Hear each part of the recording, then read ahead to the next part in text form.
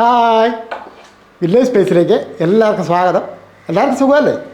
ഇന്നത്തെ നമ്മുടെ ഐറ്റം കുറച്ച് ബീഫ് കിട്ടിയിട്ടുണ്ട്. ഇതൊരു 750 ഗ്രാം അളവിൽ കുറച്ച് ബീഫുണ്ട്. ഇതും കൊണ്ട് നല്ലൊരു കറി വെക്കാം. സാധാരണ നമ്മൾ ബീഫൊക്കെ മേടിക്കുമ്പോഴത്തേക്കും ഒന്ന് പെരളൻ അല്ല ഫ്രൈ ഇതേപോലുള്ള ഐറ്റങ്ങളൊക്കെ നമ്മൾ സാധാരണ ചെയ്യുന്നുണ്ട്. നമുക്കിന്നൊരു ബീഫ് കറി വെക്കാം. അതായത് പൊറോട്ടയ്ക്കോ പത്തിരിക്കോ ഇടിയപ്പം പാലപ്പം ഇങ്ങനെയുള്ള ഐറ്റത്തിനൊക്കെ ഉള്ളൊരു കറിയാണ്. പിന്നെ നെയ്ച്ചോറ് വേണേലും എടുക്കാവുന്ന രീതിയിലാണ് നമ്മളിന്ന് കറി വെക്കുന്നത്. അപ്പോൾ കറിയുടെ ആ രീതിക്ക് വേണം അത് അരിഞ്ഞെടുക്കാനായിട്ട്. അപ്പോൾ കറിയല്ലേ, കറിക്കൊക്കെ ആകുമ്പോഴത്തേക്കും വലിയ പീസ് വേണ്ട. ഒരു മീഡിയത്തെ ഇതേപോലെ ഉള്ളതാണ് കറിക്ക് പീസ്. ഇങ്ങനെ കൊട്ട അരിഞ്ഞെടുക്കുക. അപ്പോൾ ഇതേപോലെ ഒന്ന് അരിഞ്ഞെടുക്കട്ടെ. ഇത് കുറച്ച് നെയ്യാണ്, അതായത് ഇറച്ചിയുടെ നെയ്യ് തന്നെ. നമുക്ക് ഈ കറിയൊക്കെ വെക്കുമ്പോൾ ഉണ്ടല്ലോ ഒരല്പം ഇറച്ചിയുടെ നെയ്യൊക്കെ ചേർക്കുന്ന നല്ലതാണ്. ഇനി ഇതെല്ലാം നല്ലപോലെ ഒന്ന് കഴുകിയെടുക്കണം.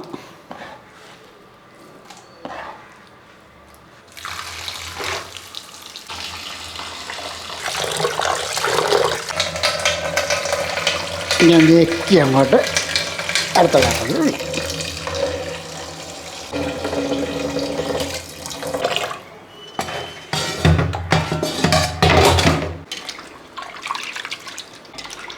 നല്ലതുപോലെ വൃത്തിയായിട്ട് കഴുകിയെടുക്കണം.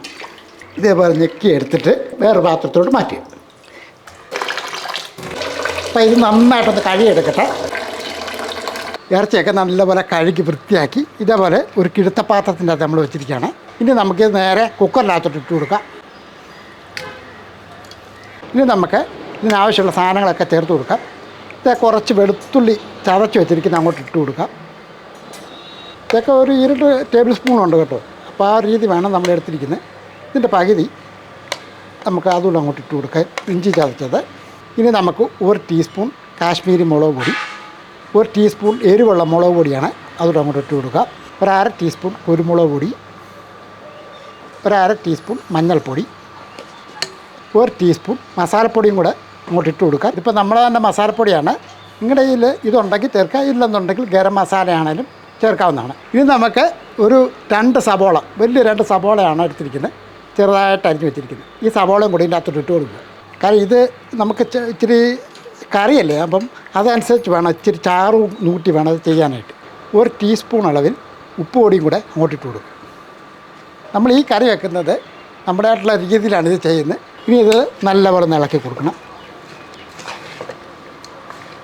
കാരണം ഉപ്പ് പൊടിയൊക്കെ 1 ടീസ്പൂണേ നമ്മൾ ചേർത്തിട്ടുള്ളൂ. പോരെന്നുണ്ടെങ്കിൽ നമുക്ക് പിന്നീട് ചേർക്കാവുന്നതാണ്. ആദ്യമേ തന്നെ ബീഫ് ഒന്ന് വേവിച്ചെടുക്കുക എന്നുള്ളതാണ്. സവാളയൊക്കെ ഇട്ട് നല്ലപോലെ ഒന്ന് ഇളക്കി ഇതേപോലെ ആക്കിയിട്ടുണ്ട്. അടുപ്പ് കത്തിച്ചതിന് ശേഷം നമുക്ക് ആ കുക്കർ അടുപ്പത്തോട്ട് വെക്കാം. 1/2 ഗ്ലാസ് വെള്ളം കൂടെ ഒഴിച്ചു കൊടുക്കും. ബീഫ് കറിയല്ലേ, ഇപ്പോൾ ഒരല്പം ചാറും വേണം, അതുകൊണ്ടാണ് 1/2 ഗ്ലാസ് വെള്ളം ഒഴിക്കുന്നത്. 1/2 ഗ്ലാസ് വെള്ളം ഒഴിച്ച് ഒന്ന് ഇളക്കി നമുക്ക് ഈ വെള്ളത്തിൽ വേണം ഈ ഇറച്ചി വേവിച്ചെടുക്കാൻ. ഇതൊന്ന് അടച്ച് വെക്കട്ടെ,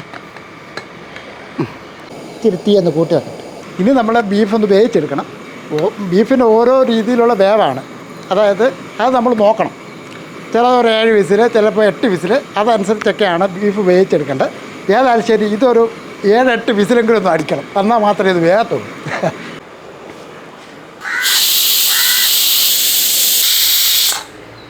8 വിസിൽ അടിച്ചിട്ടുണ്ട്.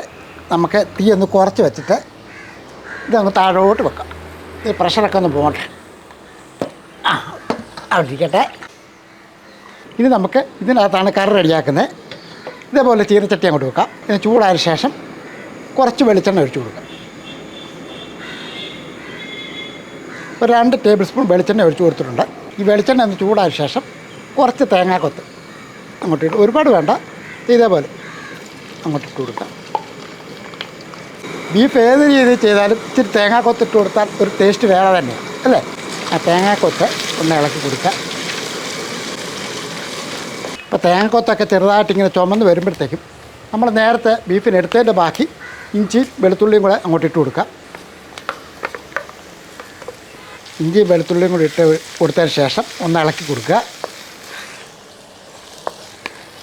കൂട്ടത്തിൽ 1/2 കപ്പ് ചെറിയ ഉള്ളി അതങ്ങോട്ട് ഇട്ട് കൊടുക്കുക. ഉള്ളിയൊക്കെ അങ്ങോട്ട് ഇട്ട് കൊടുക്കുമ്പോൾ നല്ല അടിപൊളി കറിയായിരിക്കും. ആ ഉള്ളിയും കൂടി ഇട്ട് നല്ല വരുന്ന വഴറ്റിയെടുക്കുക. എരിവിനനുസരിച്ച് ഒരു 2-3 പച്ചമുളക് അതും അങ്ങോട്ട് ഇട്ട് കൊടുക്കുക. ഇപ്പോൾ എരിവുള്ള എന്ത് ചേർത്താലും നമ്മുടെ പാകത്തിന് വേണം ചേർക്കാനായിട്ട്. പച്ചമുളകായാലും കുരുമുളകായാലും എരിവുള്ള മുളക് പൊടിയൊക്കെ ആണെങ്കിലും എല്ലാം നമ്മുടെ പാകത്തിന് മാത്രമേ ചേർക്കാവുള്ളൂ. എല്ലാം കൂടെ നന്നായിട്ടൊന്ന് വഴറ്റിയെടുക്കണം. ഇപ്പം നമ്മുടെ ഉള്ളിയും തേങ്ങാക്കൊത്തും വെളുത്തുള്ളി ഇഞ്ചി എല്ലാ പച്ചമുളകും ഒക്കെ ഒന്ന് മൂത്തിട്ടുണ്ട്. ഇനി തീ ഒന്ന് കുറച്ച് കൊടുക്കുക. ഇച്ചിരി കറിവേപ്പിലയെ കൂടെ അങ്ങോട്ട് ഇട്ട് കൊടുക്കുക. 1-2 തണ്ട് കറിവേപ്പില അതും ഇട്ട് കൊടുക്കുക. ആ കറിവേപ്പിലയും വിട്ട് ഒന്ന് ഇളക്കി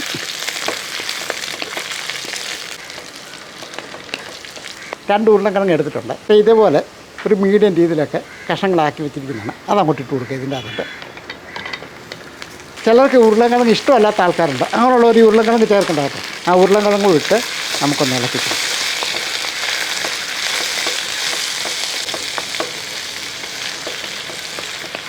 ഉരുളക്കിഴങ്ങൊക്കെ ഒന്ന് ഇളക്കി കൊടുത്ത ശേഷം നമുക്ക് അല്പം പൊടികളൊക്കെ ചേർക്കണം. നേരത്തെ നമ്മൾ ബീഫിന് ചേർത്തില്ല, അതേ രീതിയിൽ തന്നെ ഒരല്പം കൂടെ ചേർക്കുന്നതേ ഉള്ളൂ. 2 ടീസ്പൂൺ കാശ്മീരി മുളക് പൊടി. ഇനി അടുത്തായിട്ട് മല്ലിപ്പൊടിയാണ്.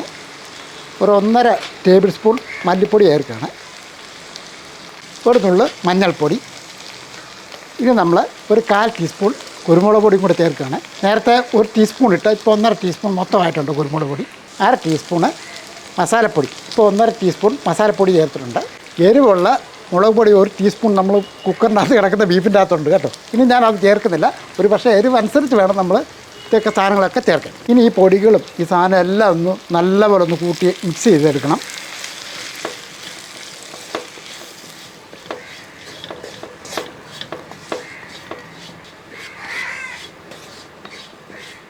ആ പൊടികളുടെയൊക്കെ പച്ചച്ചോയ ഒന്ന് മാറിയ ശേഷം പഴുത്ത് നോക്കി 2 തക്കാളിയും കൂടെ ഇതിൻ്റെ കൂട്ടത്തിട്ട് കൊടുക്കാം. എന്നിട്ട് എല്ലാം കൂടെ ഒന്ന് ഇളക്കി കൊടുക്കും.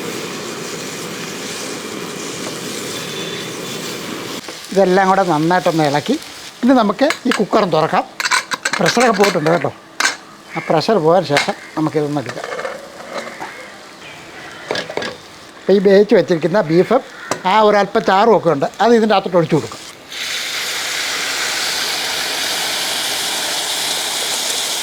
ഇനി ഇത് നല്ലപോലെ ഒന്ന് ഇളക്കിയെടുക്കാം. ഇച്ചിരി ചാറ് വേണമെന്നുണ്ടെങ്കിൽ ഒരല്പം ചൂടുവെള്ളം ഒഴിച്ചാൽ കൊടുത്താൽ മാത്രം മതി കേട്ടോ. ഇനി നമ്മളൊന്ന് അടച്ചു വെക്കുകയാണ്. അതിന് മുമ്പ് വേറൊരു കാര്യമുണ്ട്. ഇതിൻ്റെ അകത്ത് ഒരല്പം ചാറ് അതിൻ്റെ ഇച്ചിരി എടുത്ത് നോക്കിയിട്ട് എന്തായാലും പോരാഴിക്ക ഉണ്ടെന്ന് തോന്നുവാണെങ്കിൽ ചേർത്ത് കൊടുക്കാവുന്നതാണ്. അതിന് ശേഷം വേണം ഇത് അടച്ചു കൊടുക്കാനായിട്ട്. ഇനി ഇതിൻ്റെ അകത്ത് കിടന്ന് ആ ഉരുളക്കിഴങ്ങും ഒക്കെ തക്കാളിയൊക്കെ ഒന്ന് വെന്തുടയട്ടെ. ഒരു 10 മിനിറ്റ് ആയതിന് ശേഷം നമ്മൾ തുറന്ന് നോക്കും. നല്ല അടിപൊളി കറി ആയിരിക്കും കേട്ടോ. ഒന്ന് ഇളക്കി കൊടുക്കുക.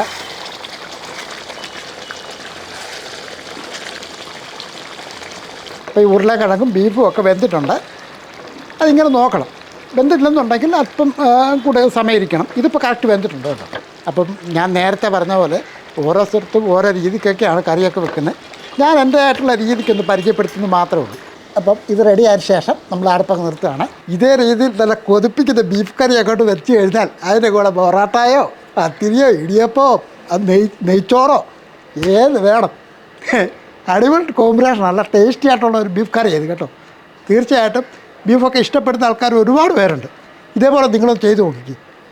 നല്ല അടിപൊളി കറി എന്ന് പറഞ്ഞാൽ അടിപൊളി കറിയാണ്. ഞാൻ ചുമ്മാ പറഞ്ഞൊന്നുമല്ല, നിങ്ങൾ ചെയ്ത് കഴിയുമ്പോൾ നിങ്ങൾക്കത് മനസ്സിലാവും. നമുക്ക് ഈ ബീഫ് കറി ഒരു ബൗളിനകത്തൊരു മാറ്റാം.